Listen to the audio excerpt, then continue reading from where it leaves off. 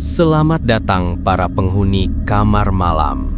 Kami kembali hadir dengan cerita terbaru yang siap membawamu ke dalam suasana penuh ketegangan dan misteri. Bersiaplah untuk pengalaman yang akan membuat bulu kudukmu berdiri. Siapkan cemilan kesukaanmu dan selamat menikmati.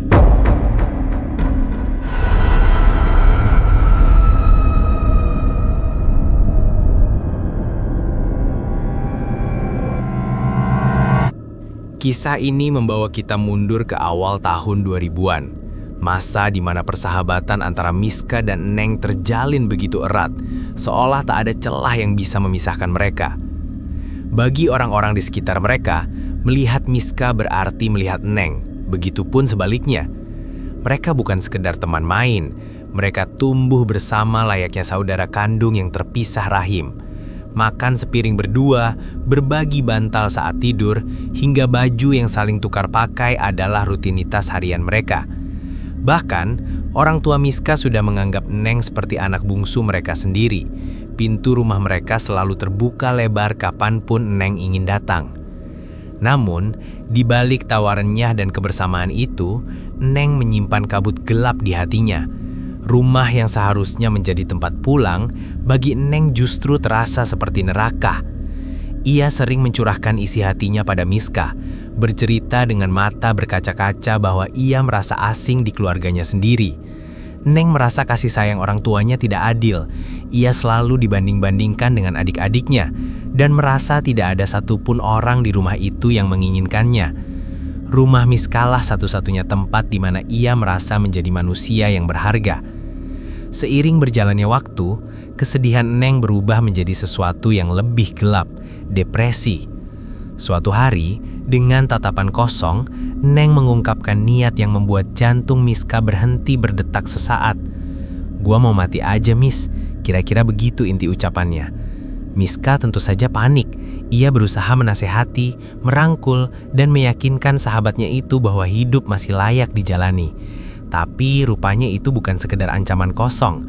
Neng pernah menyingkap kerah bajunya dan menunjukkan bekas luka jeratan yang melingkar di lehernya. Ia mengaku sudah mencoba gantung diri sebanyak 3 kali. Namun Tuhan sepertinya belum mengizinkan. Entah talinya yang putus atau cuaca hujan petir yang menggagalkan niatnya. Peringatan nyata pertama terjadi pada suatu sore yang tenang. Miska sedang tertidur pulas di kamarnya sekitar jam 4 sore. Neng yang sudah biasa keluar masuk kamar Miska tanpa permisi, datang dan duduk di sana.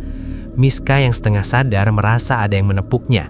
Ia tidak langsung berbalik, masih mengumpulkan nyawa. Namun ketika tepukan itu datang lagi, Miska membalikkan badan, dan seketika rasa kantuknya hilang, berganti horor. Lantai kamar tidurnya sudah banjir darah. Di sana, Neng duduk dengan tangan yang sudah disayat. Darah segar mengalir deras mengotori ubin.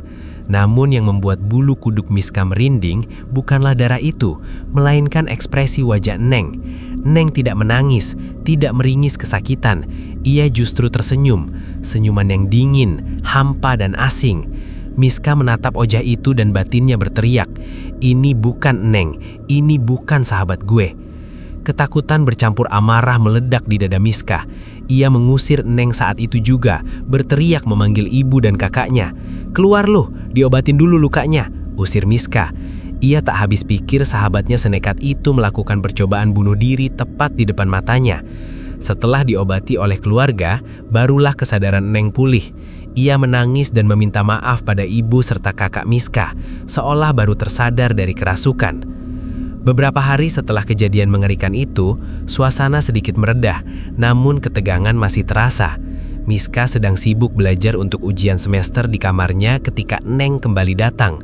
Kali ini Neng tidak masuk, ia hanya berdiri mematung di ambang pintu. Senyum aneh itu kembali terukir di bibirnya, senyum yang sama seperti saat ia menyayat nadi.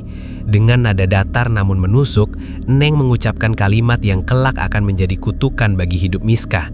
"Mis, kalau seandainya besok lu ngedengar pengumuman di masjid gua udah nggak ada, lu jangan marah ya kalau gua ngikutin lu terus." Miska yang sedang pusing dengan materi ujian tidak terlalu menggubris, tapi Neng mengulanginya lagi, 2 kali. Kalimat yang sama persis tanpa kurang satu kata pun. Kesal konsentrasinya buyar, Miska menjawab ketus tanpa menatap wajah sahabatnya. "Kalau lu udah mati ya udah, dunia kita udah lain, ngapain lu ikut-ikut gue?" Neng pun pulang. Keesokan harinya, firasat buruk itu menjelma kenyataan. Di tengah ujian sekolah, Miska dipanggil keluar kelas. Ada telepon dari rumah. Suara kakaknya di ujung telepon terdengar gemetar, menyuruhnya segera pulang karena Neng telah meninggal dunia. Dunia Miska runtuh, namun ia memaksakan diri menyelesaikan 1 mata pelajaran lagi sebelum berlari pulang. Jarak rumah mereka hanya terpisah 4 bangunan. Sesampainya di sana, rumah Neng sudah ramai. Tubuh sahabatnya itu sudah terbungkus kain kafan. Miska mendekat, ingin melihat wajah sahabatnya untuk terakhir kali. Saat kain dibuka, hati Miska hancur. Wajah jenazah Neng tidak tampak damai. Ia terlihat cemberut, seolah menyimpan amarah yang belum tuntas. Sambil menahan tangis, Miska membisikkan kata perpisahan di telinga jenazah itu. "Neng, gua minta maaf kalau gua salah. Dunia kita udah beda. Semoga tenang di sana." Namun raut wajah kaku itu tetap tidak berubah. Di tengah duka itu, sebuah fakta menyakitkan terungkap.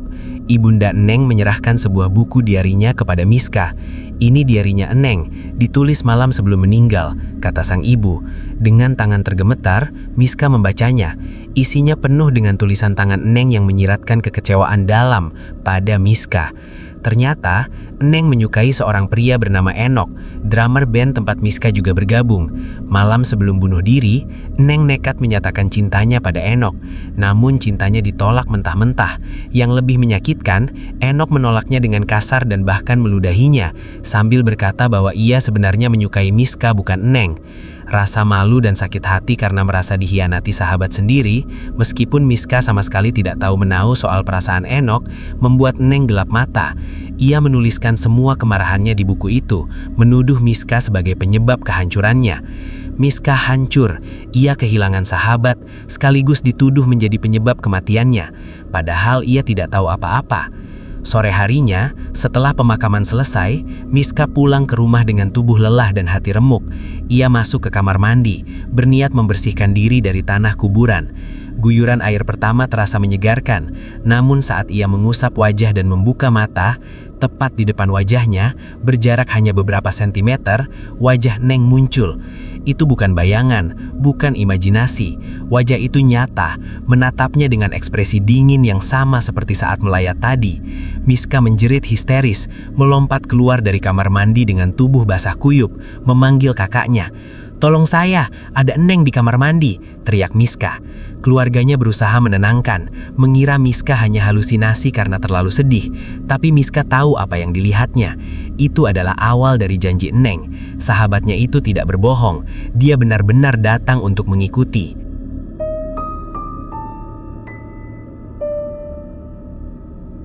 Miska tahu, penampakan Neng di kamar mandi itu bukanlah sekadar ilusi duka. Itu adalah permulaan dari janji yang diucapkan Neng.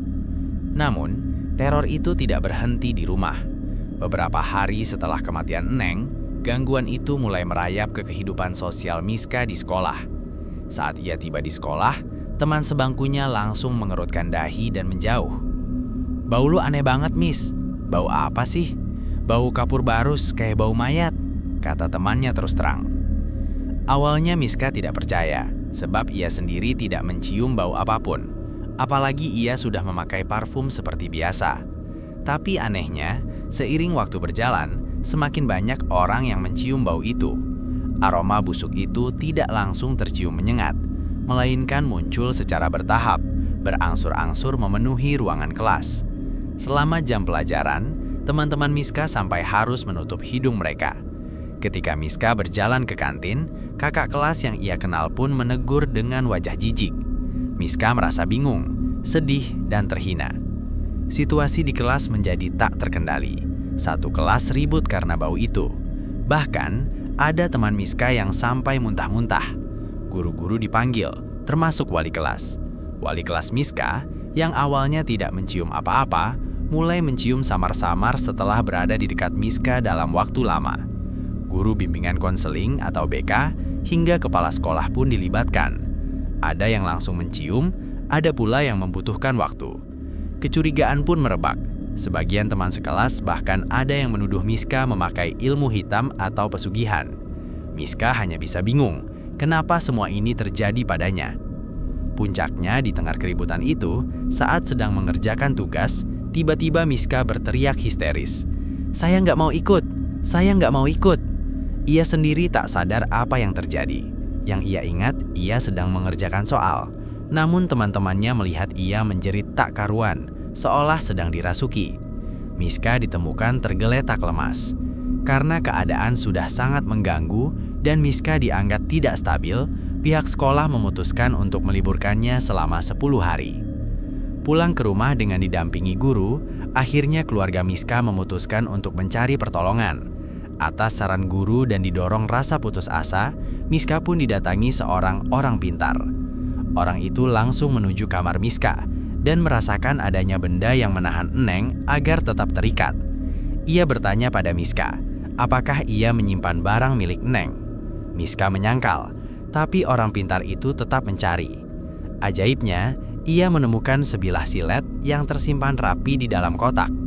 Silet itu adalah silet yang dipakai Eneng saat mencoba bunuh diri di kamar Miska beberapa waktu lalu. Miska terkejut. Ia tidak ingat pernah memasukkan benda mengerikan itu ke dalam kotaknya. Silet itu pun segera dibuang oleh orang pintar tersebut. Setelah silet dibuang, Miska mulai dibacakan doa dan diberi air yang harus diminum dan diusapkan ke kepalanya. Selama 2 bulan di bawah pengawasan, kondisi Miska membaik. Namun, Eneng seolah tak pernah kehabisan cara. Suatu sore, saat Miska sedang menyetel lagu Padi yang berjudul Tempat Terakhir sambil bermain dengan keponakannya, ia merasakan tepukan di punggung. Meskipun ia tidak berani berbalik, Miska melirik. Di bahunya, ia melihat sepasang tangan pucat dengan cincin khas yang sering dipakai Eneng semasa hidup. Tak lama kemudian, bisikan lirih namun dingin menusuk telinganya. "Biar gimana pun, orang pintar manapun, gua akan tetap ikut lo." Miska berteriak dan lari ke dapur mencari ibunya. Gangguan ini membuat Miska trauma, dan ia memutuskan untuk tidur di ruang tamu didampingi ibu dan kakaknya selama 40 hari. Namun meski selalu ditemani, teror fisik tetap terjadi saat ia terlelap. Ia sering merasakan helai-helai rambut panjang seperti kebiasaan Eneng yang suka menundukkan kepala, menyelimuti wajahnya hingga membuatnya sesak napas. Kakaknya pun bingung mengapa gangguan itu masih terus terjadi meskipun sudah dibentengi dengan doa. Setelah 40 hari berlalu, teror Eneng merambah ke anggota keluarga lain dengan cara yang lebih nyata. Ayah Miska yang baru pulang dari berlayar selama 2 tahun lebih dan belum tahu kabar kematian Eneng menjadi korban selanjutnya. Suatu malam sekitar pukul 8, ayah Miska sedang santai di teras. Tiba-tiba Eneng datang, berdiri di depan pagar. "Pak, ada Miska?" tanya Eneng. Ayah Miska menjawab dengan santai, mengatakan Miska ada di dalam, sedang belajar, dan mempersilahkan masuk sebentar. Ayahnya pun bahkan sempat melihat Eneng masuk ke dalam rumah. Sejam kemudian, saat Miska keluar kamar, ayahnya menyuruh Miska agar menyuruh temannya, si Eneng, untuk segera pulang karena sudah malam. Miska langsung berteriak histeris dan lari ke kamar ibunya, memberitahu bahwa Eneng dilihat lagi oleh ayahnya. Ayah Miska yang dikerumuni keluarga baru sadar tamu yang ia ajak bicara barusan adalah arwah. Keluarga pun semakin stres, karena menurut keyakinan umum, gangguan biasanya berakhir setelah 40 hari. Teror itu mencapai puncaknya melalui telepon rumah. Tepat pukul 4.30 subuh, telepon rumah Miska berdering. Setelah diangkat, tak ada suara, hanya sunyi. Lalu suara Eneng terdengar lirih. "Miss, ini gua, Eneng. Gua ketakutan di sini. Gua kesepian. Gua kedinginan. Tempat gua kecil." Suara itu diikuti napas tersengal-sengal dan desiran angin yang dingin, seolah Eneng menelpon langsung dari liang lahat. Telepon itu diakhiri oleh kepanikan Miska yang berteriak. Kejadian ini terulang hingga 5 kali. Panggilan ketiga, keempat, dan kelima tak ada suara lagi. Hanya ada bunyi napas berat dan desiran angin. Pada panggilan terakhir, suasana yang terdengar begitu mencekam, seolah Miska terbawa ke suasana pemakaman. Tak tahan lagi, keluarga memutuskan membawa Miska ke seorang Habib di Kondet. Di sana, Habib itu memegang kepala Miska dan bilang kepalanya panas sekali. Setelah didoakan sambil Miska disuruh menghadap kiblat dan diingatkan pentingnya wudhu dan sholat, Habib itu menurunkan tangannya ke kaki Miska. Seketika, Miska merasakan hawa dingin dan adem menyelimuti tubuhnya, seolah ada sesuatu yang luntur. Saat Habib itu seperti menarik sesuatu dari kakinya, Miska merasakan sensasi aneh yang begitu nyata. Malam itu, Miska bisa tidur nyenyak tanpa gangguan. Namun keluarga tetap khawatir. Kakak Miska akhirnya mengambil keputusan berat, yaitu membawa Miska pergi jauh untuk melupakan trauma ini. Mereka memutuskan Miska harus pindah ke Bali.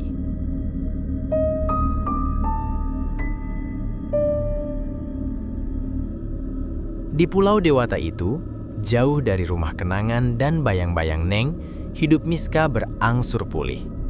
Selama 3 tahun tinggal di sana, ia merasakan ketenangan yang selama ini hilang. Tidak ada lagi bau busuk, tidak ada lagi bisikan dingin, dan tidak ada lagi teror telepon di waktu subuh. Miska berhasil menyelesaikan sekolahnya, bahkan menemukan jodoh dan menikah di sana. Namun, takdir sepertinya belum mengizinkan Miska untuk benar-benar melupakan masa lalunya. 2 tahun setelah menikah, ada urusan mendesak yang mengharuskannya kembali ke Jakarta.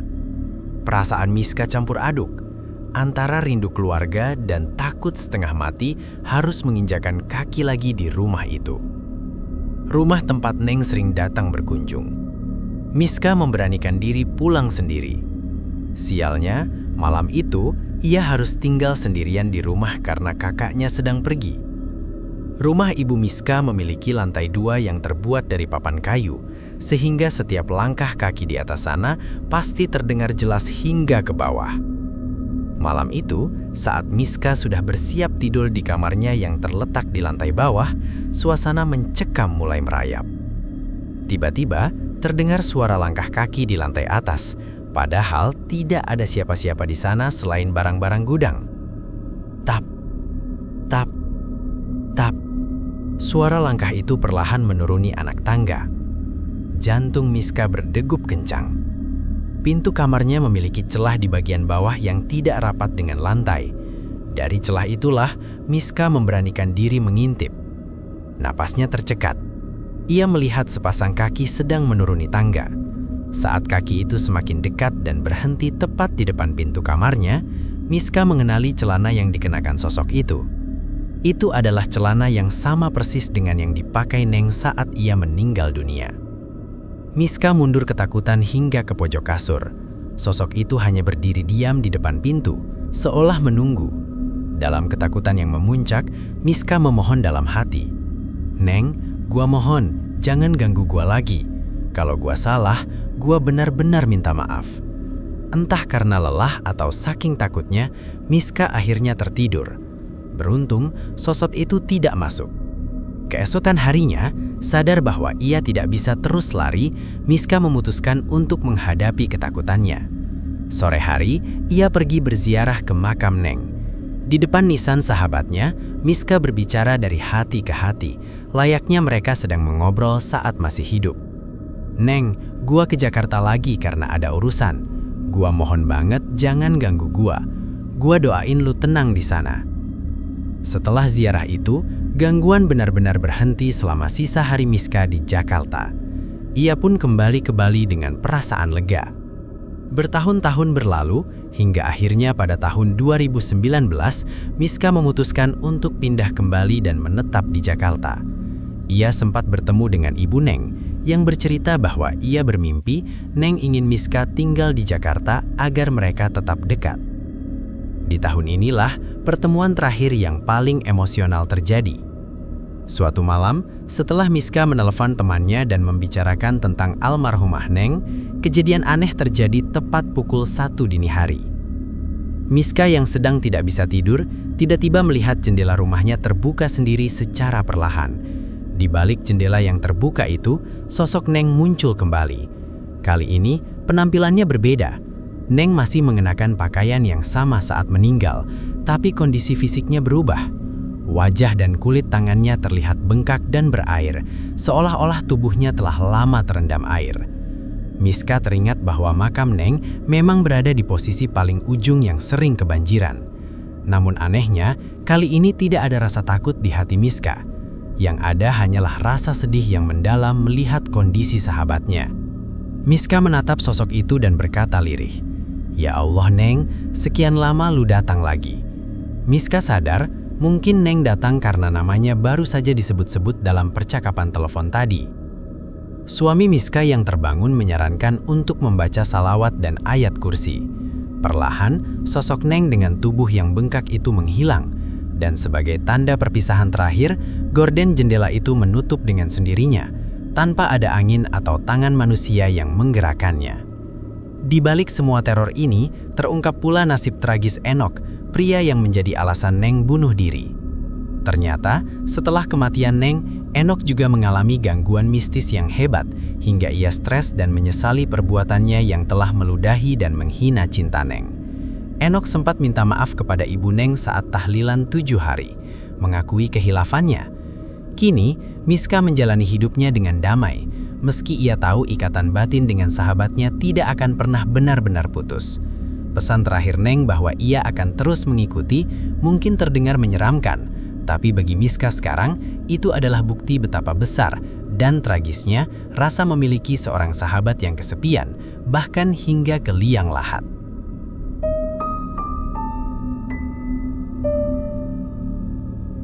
Baiklah, sekian dulu cerita kami kali ini.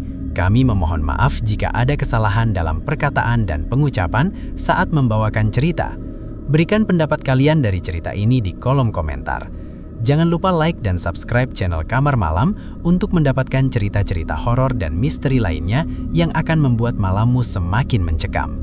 Aktifkan lonceng notifikasinya agar tidak ketinggalan update cerita terbaru. Semoga dengan kisah ini dapat menghibur sahabat semua. Dan sampai jumpa lagi di kisah kami selanjutnya.